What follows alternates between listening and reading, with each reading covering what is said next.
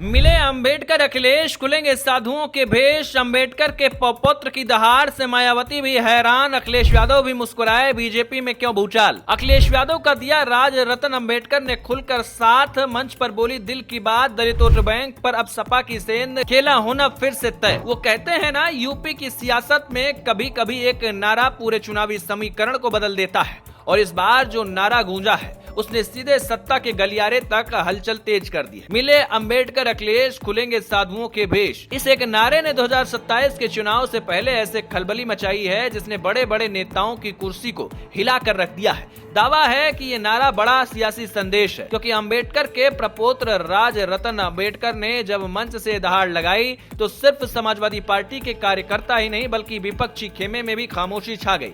यहाँ तक कि अब बीजेपी ने इस पर तिरछी निगाह लगा दी है, जिसके पीछे का चुनावी गणित आपको भी हैरान कर सकता है। तो चलिए जानते हैं कि इससे क्या कुछ होने वाला है, अखिलेश को क्या कुछ फायदा होगा और क्या कुछ कहानी निकलकर सामने आई है। दरअसल हाल ही में लखनऊ में आयोजित ईद मिलन समारोह के दौरान जब राज रतन अंबेडकर और अखिलेश यादव एक मंच पर नजर आए तो ये सिर्फ एक मुलाकात नहीं बल्कि एक बड़े सियासी गठजोड़ का संकेत माना गया। राज रतन ने खुले मंच से कहा कि अगर वो संविधान बचाने की लड़ाई में छोटा सा भी योगदान दे पाए तो ये उनके लिए गर्व की बात होगी। लेकिन असली चर्चा उस नारे यानी कि मिले अंबेडकर अखिलेश, खुलेंगे साधुओं के भेष को लेकर हो रही है, जिसने सियासी ताप चढ़ा दिया है। अब सवाल ये है कि इस नारे से इतना हंगामा क्यों है। इसका जवाब दलित वोट बैंक है। दरअसल उत्तर प्रदेश की राजनीति में दलित वोट बैंक करीब 21% के आसपास माना जाता है, जो किसी भी पार्टी के लिए गेम चेंजर साबित हो सकता है। अब तक ये वोट काफी हद तक बहुजन समाज पार्टी के साथ जुड़ा रहा, लेकिन पिछले कुछ चुनावों में इसमें बिखराव देखने को मिला है। ऐसे में अगर समाजवादी पार्टी इस वोट बैंक में सेंध लगाने में कामयाब होती है तो 2027 का चुनाव पूरी तरीके से बदल सकता है। यही वजह है कि अखिलेश यादव की रणनीति अब साफ नजर आने लगी है। पहले पीडीए यानी पिछड़ा, दलित और अल्पसंख्यक का फॉर्मूला,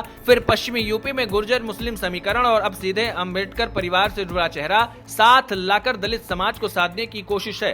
दावा है कि ये कोई सामान्य राजनीतिक चाल नहीं है बल्कि एक सोची समझी प्लानिंग है जिसका असर जमीन पर दिख सकता है। इस पूरे घटनाक्रम का सबसे बड़ा असर बहुजन समाज पार्टी पर पड़ता दिख रहा है, क्योंकि अगर दलित वोट बैंक एक हिस्सा भी सपा की तरफ शिफ्ट होता है तो बसपा के लिए एक बड़ा झटका साबित होगा। यही वजह है कि सियासी गलियारों में ये चर्चा तेज हो गई है कि क्या ये कदम मायावती की राजनीति के लिए नई चुनौती बन सकता है। वहीं दूसरी तरफ भारतीय जनता पार्टी के लिए भी एक चेतावनी मानी जा रही है, क्योंकि बीजेपी का पूरा फोकस अभी तक सवर्ण, ओबीसी और कुछ हिस्सों में दलित वोट को जोड़कर बड़ा समीकरण बनाने पर रहा है। लेकिन अगर सपा पीडीए फॉर्मूले को मजबूत कर देती है और दलित, पिछड़ा, मुस्लिम एकजुट हो जाता है तो ये सीधे बीजेपी के लिए खतरे की घंटी साबित हो सकता है। सबसे दिलचस्प बात यह है कि ये पूरा खेल सिर्फ वोट का नहीं बल्कि नैरेटिव का भी है। अंबेडकर का नाम, संविधान की बात और सामाजिक एकता का संदेश, ये सब मिलकर एक ऐसा माहौल तैयार कर रहे हैं जिसमें सपा खुद को एक बड़े सामाजिक आंदोलन की तरह पेश करना चाहती है। और यही वजह है कि इस नारे को सिर्फ बयान नहीं बल्कि 2027 के चुनाव की शुरुआत माना जा रहा है। फिलहाल मिले अंबेडकर अखिलेश वाला ये नारा आने वाले दिनों में और ज्यादा गूंजने वाला है। ऐसी चर्चा सियासी गलियारों में हो रही है। अब देखना ये होगा कि राज रतन अंबेडकर की ये दहाड़ जमीन पर कितनी असरदार साबित होती है। लेकिन इतना जरूर है कि इस एक कदम ने यूपी की राजनीति में हलचल बढ़ा दी है और आने वाला चुनाव पहले से कहीं ज्यादा दिलचस्प होने वाला है। क्या लगता है, दलित वोट किस तरफ शिफ्ट होगा? आप अपनी राय हमें कमेंट कर बता सकते हैं।